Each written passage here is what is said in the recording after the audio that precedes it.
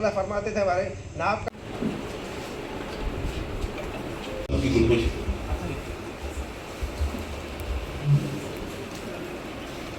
اور اس مجلس کے روح رواں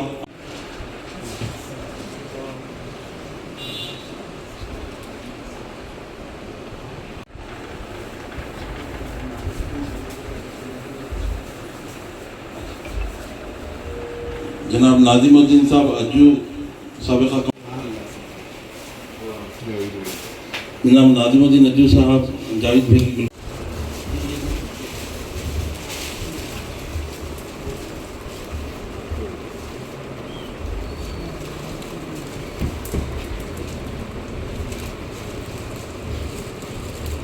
مولانا طاہر علی نوری صاحب قبلہ صدر متحدہ اہل سنت جماعت جناب نیر حسین صاحب خان صاحب کی گلگوشی فرما رہے ہیں. کرتا ہوں کہ وہ ہمیں مختصر خطاب فرمائیں. ملا وہاں پر جی کیا کرے خیرات کر. پہلے تو کیا کرنا ہے, چمڑی کی بات کرتے لوگ, دمڑی کی نہیں کرتے, اللہ کی راہ میں خرچ نہیں کرتے. وہی پیسہ کے ڈاکٹروں کے پاس لاکھوں میں چلے آتا, لیکن گھر کو فقیر آیا تو کیا ہوتا, منہ ٹیڑھا بنگا ہو جاتا.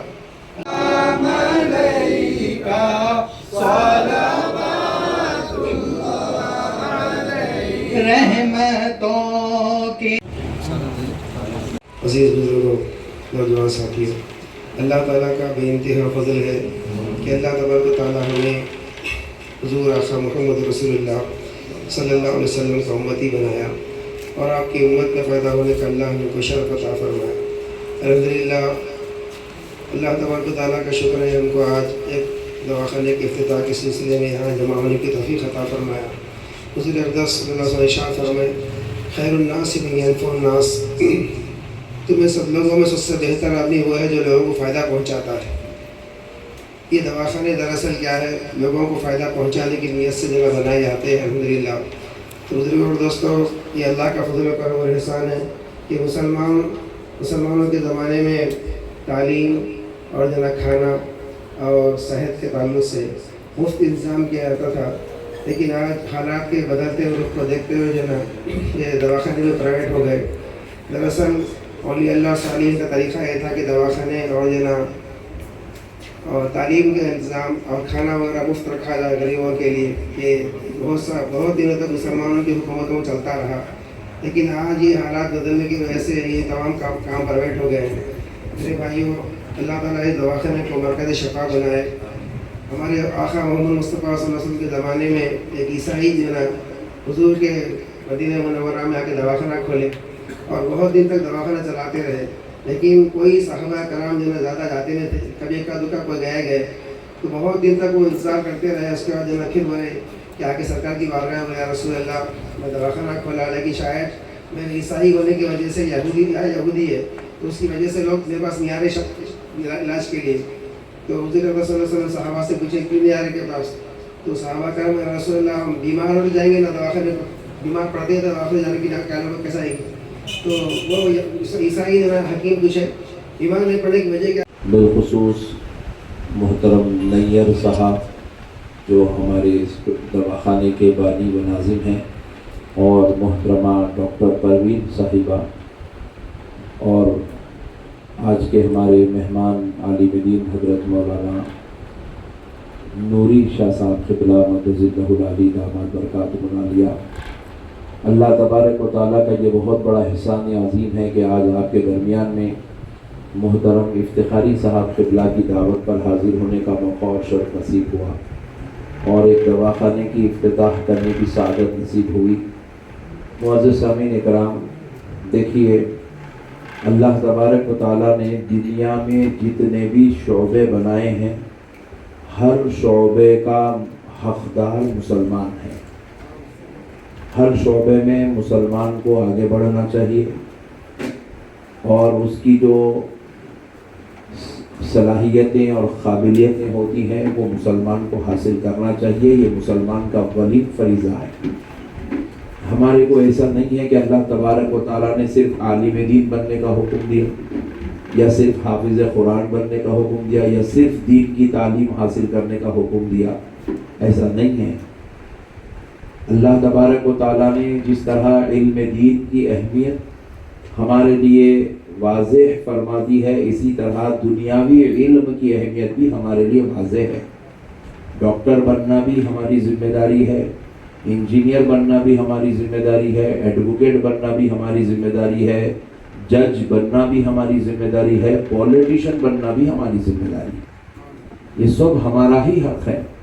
ہم دنیا میں غلام بنا کے پیدا نہیں کیے گئے، امام بنا کے پیدا کیے گئے۔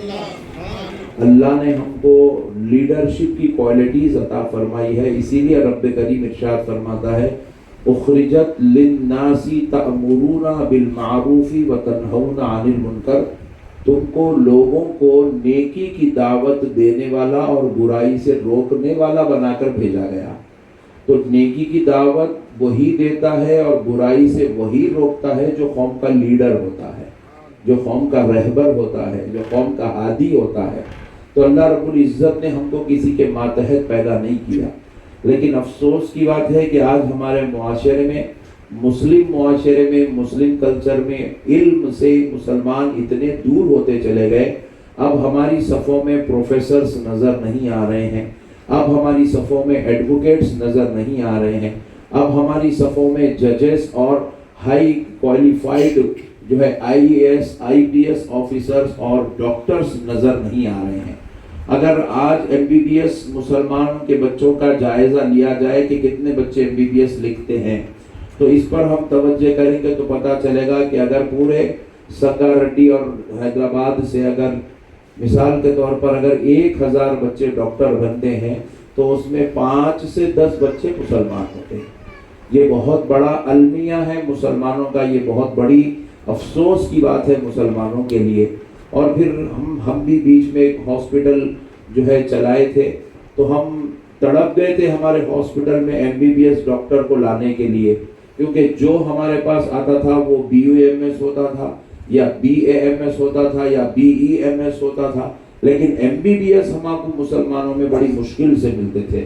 تو اس وقت ہم کو اندازہ ہوا کہ ہم کتنا پیچھے چل رہے ہیں، ہم کتنا دور سے چل رہے ہیں، ہم کتنا جو ہے کمزور ہوتے چلے جا رہے ہیں۔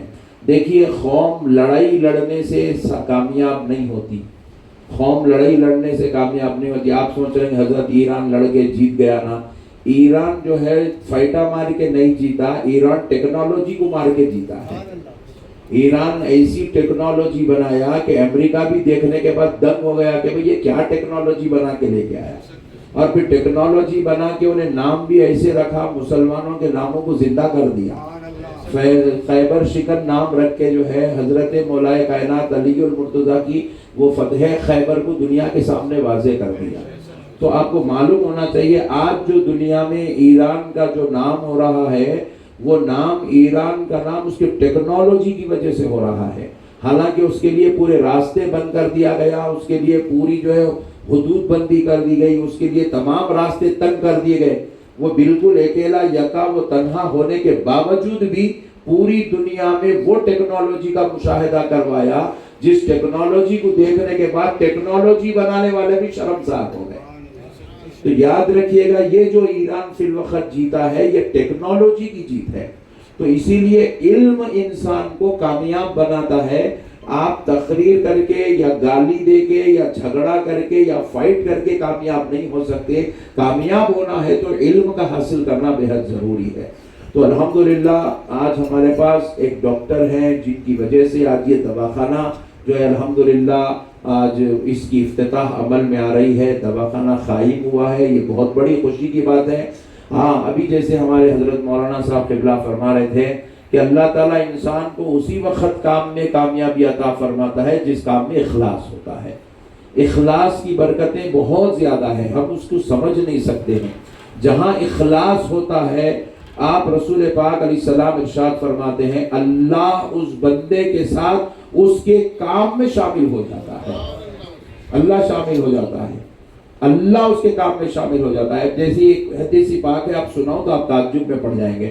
ایک حدیث شریف ہے، رسول اللہ صلی اللہ علیہ وسلم ارشاد فرماتے ہیں کہ دو شخص آپس میں کوئی کاروبار کرتے ہیں اور پارٹنرشپ کر لیتے ہیں۔ دو شخص مل کے پارٹنرشپ کر لیتے ہیں پارٹنرشپ کرنے کے بعد جب وہ دونوں مل کے کاروبار چلاتے رہتے ہیں، کاروبار کرتے رہتے ہیں، تو حدیث پاک میں رسول اللہ ارشاد فرماتے وہ دونوں نہیں ہوتے، ان کے ساتھ ان کا رب بھی شامل ہو جاتا ہے. وہ تین ہوتے ہیں، ان کے ساتھ رب شامل ہو جاتا ہے، وہ تین ہوتے ہیں. لیکن جب یہ دونوں میں سے کسی ایک کی نیت خراب ہوئی، اخلاص ختم ہو گیا، ان کے اندر کوئی برائی پیدا ہو گئی، ان کے اندر کوئی شرارت یا شیطانی ہوس یا نفس کی خواہشات ان کے اندر پیدا ہو گئی، تو اللہ تبارک و تعالیٰ ان دونوں کے بیچ میں سے ہٹ جاتا ہے.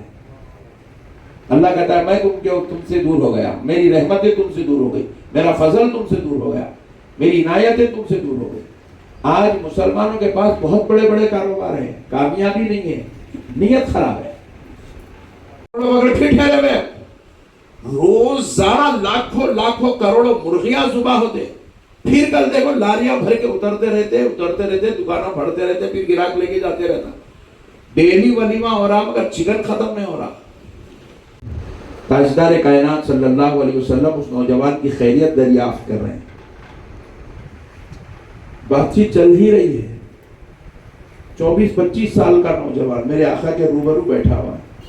حضرت جبریل امین تشریف لائے اللہ کے حکم سے، آقا علیہ الصلوۃ والسلام کے گوشے سماعت میں عرض کرنے لگے یا رسول اللہ، کل بعد نماز ظہر اس نوجوان کا انتقال ہونے والا ہے. اللہ اکبر. کل بعد نماز ظہر یہ دنیا سے رخصت ہونا، انتقال ہونے والا. جیسے ہی سنے آقا علیہ السلام اتنی جوان عمری میں اس کی موت ہو رہی ہے، اس کے مقدر میں اتنی زندگی ہے، یہ سوچ کے آقا علیہ السلام کی آنکھوں سے آنسو جاری ہو گئے. نبی پاک علیہ السلام اپنے اس جذبہ محبت پر آقا علیہ السلام کنٹرول کرتے ہوئے اس نوجوان سے پوچھنے لگے، نوجوان بتاؤ کیا تمہاری کوئی خواہش ہے؟ تو وہ نوجوان عرض کرنے لگے یا رسول اللہ، میری ایک خواہش ہے کہ اپنی غربت کی وجہ سے میں کبھی اپنی لائف میں میٹھا نہیں کھا سکا. اللہ اکبر. میری غربت کی وجہ سے میری لائف میں کبھی میٹھا نہیں کھا سکا، میری خواہش ہے کہ میں میٹھا کھاؤں. نبی پاک علیہ السلام آواز دیے صحابہ کی طرف چلا کر کے، صحابیوں. سب سے پہلے سرکار ابو بکر صدیق دوڑتے ہوئے تشریف لائے. نبی پاک علیہ السلام سے عرض کر یا رسول اللہ لبیک حاضر ہے. فرما ابو بکر جاؤ میٹھا بنا کے لیا. حضرت ابو بکر صدیق گھر گئے، میٹھا بنا کے لیا. پھر حضور نے اس نوجوان سے پوچھا کیا تمہارا نکاح ہوا، شادی ہوئی؟ بولے یا رسول اللہ میری غربت کی وجہ سے میں اتنا غریب ہوں کہ میری شادی نہیں ہوئی، میں غربت کی وجہ سے شادی نہیں کر سکا. نبی پاک علیہ السلام نے فرمایا کیا تم کسی کو پسند کرتے ہو اپنے نکاح کے لیے؟ بولے یا رسول اللہ میں اپنی چچا زاد بہن سے نکاح کرنا چاہتا ہوں. ایک مرتبہ میں رشتہ بھی بھیجا، میری غربت کی وجہ سے وہ رشتہ ریجیکٹ کر دیا گیا، میرے چچا نے مجھے لڑکی نہیں دی. نبی پاک علیہ السلام نے فرمایا علی جاؤ ان کے چچا کو بلا لے آؤ. گئے، وہ نوجوان کے چچا کو بلا لے آئے. آقا علیہ السلام کے دربار میں وہ چچا بیٹھے. حضور پاک علیہ السلام نے کہا میری خواہش ہے کہ تم اپنی بیٹی اس کے نکاح میں دے دو. کل انتقال ہونے والا ہے، حضور نکاح کر رہے ہیں. سبحان اللہ. کیا شان ہے دیکھیے آپ اسلام کی. میدان کربلا میں سرکار امام حسین رضی اللہ تعالیٰ عنہ اپنے بھتیجے اور اپنے بھتیجے سے، ایک بھائی کے بچے سے اور ایک دوسرے بھائی کی بچی سے نکاح فرمایا. ان کا نکاح کریے کربلا کے میدان میں. کل شہید ہونے والے، ایک دن دو دن پہلے نکاح ہو رہا ہے. میرے پیارے بھائیوں اس کی کیا کیا حکمت ہے، اگر اس کو میں بولنا شروع کروں تو اور 1-2 گھنٹے لگ جائیں گے. لیکن میں آپ سے عرض کر دیتا ہوں کہ نکاح کو معمولی مت سمجھیے، نکاح میں عجیب و غریب فوائد رکھے ہوئے. تو آقا علیہ الصلوۃ والسلام نے کیا کیا، اس نوجوان کا نکاح کے لیے اس کے چچا کو بلایا، کہا میری خواہش ہے کہ اپنی بیٹی تم ان کے نکاح میں دے دو. جیسے ہی سننا تھا صحابی ہاتھ جوڑے اٹھے، یا رسول اللہ آپ میرے آقا آپ فیصلہ فرمائیں. میرے آقا اس فیصلے پر میں کوئی سوچ بھی نہیں سکتا، دوہری نظر بھی نہیں کر سکتا. اسی وقت اٹھے، گھر گئے، اپنی بیٹی کو تیار کرے لائے اور ان کا نکاح پڑھوا دیا. نبی پاک علیہ الصلوۃ والسلام نے پھر صحابہ کرام سے کہا ہے کوئی شخص اس نئے جوڑے کے لیے کھانے کا انتظام کرے. ایک صحابی دوڑتے ہوئے گئے، لذیذ بہترین کھانا اپنے گھر سے بنایا اور تیار کر کے لے آئے. کھانا بھی آ گیا، دلہن بھی آ گئی، نکاح بھی ہو گیا، میٹھا بھی بن گیا. حضور یہ ساری چیزیں دے کے ان کو جو ہے برات کے ساتھ صحابہ کے ساتھ ان کے گھر کو روانہ کرے، اور پھر ایک صحابی کو حکم دیے کہ کل ظہر کے بعد ان کے گھر کے پاس کھڑنا، جیسے ہی ان کے گھر سے رونے کی آواز آئی آ کے مجھے اطلاع کرنا۔ میں شفا کے مرکز میں شفا کی بات کر رہا ہوں۔ حضور نے، میں اسکول چلاتا ہوں، آپ کچھ اور کرتے ہیں، کوئی اور کرتا ہے، کوئی اور کرتا ہے، کوئی جو ہے کچھ کاروبار، کسی کا گروسری کا کاروبار ہے، کسی کا کچھ کاروبار، کسی کا کچھ کاروبار، جو کاروبار اللہ آپ کو دے دیا، اس کاروبار میں جب اللہ شامل ہو جاتا ہے، اخلاص شامل ہو جاتا ہے، نیک نیت شامل ہو جاتی ہے، تو اللہ تبارک و تعالی وہاں سے برکتیں عطا فرما دیتا ہے۔ کئی ڈاکٹرز کے بارے میں ہم لوگ سن رہے ہیں ان کے ہاتھ میں شفا ہے، بھائی کئی کو نے دوسری یونیورسٹی میں پڑھا، آسمان سے پڑھ گیا ہے، انہوں بھی وہی یونیورسٹی میں پڑھا جو یونیورسٹی میں دوسرے ڈاکٹرز پڑھے ہوئے، پھر کیا بات ہے اس کے ہاتھ میں شفا کیوں ہے؟ کیونکہ اس کے اندر کچھ ایسی ادائیں ہیں جو اللہ نے اس کے قلم سے لکھی ہوئی دوا میں شفا فرما دیا ہے۔ اس کے ہاتھ میں کچھ بھی شفا نہیں ہے، اللہ کا فضل اس کے اوپر ہے۔ اللہ کا فضل اس پر اس لیے ہے کیونکہ اس کے دل میں خوف خدا موجود ہے، اس کے دل میں اخلاص موجود ہے، اس کے دل میں اللہ ہے، اسی لیے اللہ ان کے دل میں جو ہے وہ خوف رکھا ہے۔ وہ اس کے ہاتھ میں فضل کروں گا، وَاشْكُرُوا لِي، میرا شکر ادا کرو، وَلَا تَكْفُرُونَ، میری ناشکری مت کرو۔ مسلمانوں کی سب سے بڑی بیماری ہے ناشکری، ناشکری، ناشکری، ناشکری، ناشکری۔ کتنا بھی اللہ دے تو اس کا ٹھہر گیا، بھائی ہمارے کو کیا ہے تمہارے مقابلے میں، ہم بیکاری چاہے بولتا ابھی کیا ہونا رہے، دیوانے تیرے کو ایک جورو مل گئی، 4 بچے مل گئے، اماں ملے، بابا ملے، 70 سال کا ہوا تو ابھی تک مارا ہی نہیں، اس سے بڑی نعمت اور کیا ہونا؟ اس سے بڑی نعمت ابھی کیا ہونا بھائی؟ پھر بھی اس کے باوجود ہم ناشکری کر رہے ہیں، پوٹے پوٹے جا کے گاڑیوں کے نیچے مر جا رہے ہیں بھائی۔ 65 سال کے ہو گئے ہم، اللہ تعالیٰ ہم کو زندہ رکھا ہوا ہے، 55 سال کے ہو گئے زندہ رکھا ہوا ہے، ہم 40 سال کے ہو گئے اللہ ہم کو زندہ رکھا ہوا ہے، اس سے بڑی نعمت اور کیا چاہیے؟ مولا چاہتا تو ماں کے پیٹ میں مار دے سکتا تھا، حمل قائم ہونے نہیں دے سکتا تھا، ایبورشن کرا کے نکال دے سکتا تھا، کسی نالی کا ہم کو اللہ تبارک و تعالیٰ نوالا بنا دے سکتا تھا، کسی موہری کا نوالا بنا دے سکتا تھا۔ اللہ کا شکر ہے اللہ اتنی بڑی زندگی دیا، اس سے بڑی نعمت اور کیا چاہیے؟ ہم خالی پلٹ کے ہمارے عیبوں کو دیکھتے رہتے، ہماری کمیوں کو دیکھتے رہتے، ہماری خامیوں کو دیکھتے رہتے۔ اب ہمارے نیر صاحب بھی اتنا بڑا ہاسپٹل بنائے، بلائے تو ایک دن آتا شٹ یہ کلر ایسا نہیں ہونا تھا، ارے تو ہولا ہو گیا، تو کلر دیکھنے بلائے رہے، ہولے تیرے دیکھنے ناشکری قوم۔ اسی لیے ناشکروں کے لیے کیا ہے، اللہ تبارک و تعالیٰ قرآن میں ارشاد فرماتا ہے لئن شکرتم، اگر تم میرا شکر ادا کرو گے، لأزیدنکم، میں تم کو اور اضافہ کر کے دیتا چلا جاؤں گا، وَلَئِن کَفَرْتُمْ، اگر تم میری ناشکری کرو گے، ان عذابی لشدید، میرے دردناک شدید عذاب میں تم کو مبتلا کر دوں گا، شدید عذاب میں تم کو مبتلا کر دوں گا۔ آج ہمارے پاس خالی ناشکریاں ہیں، خالی ناشکریاں، دوسروں کی کار کو دیکھ کے اپنی بائک کو دیکھتے ہیں، کار کو دیکھ کے بائک کو دیکھنے کا حکم نہیں ہے، کسی کی جو ہے پیدل چلنے والی سواری کو دیکھ کے بائک کو دیکھنے کا حکم ہے۔ ہم کبھی بھی اوپر والوں کو نہیں دیکھنا، نیچے والوں کو دیکھنا۔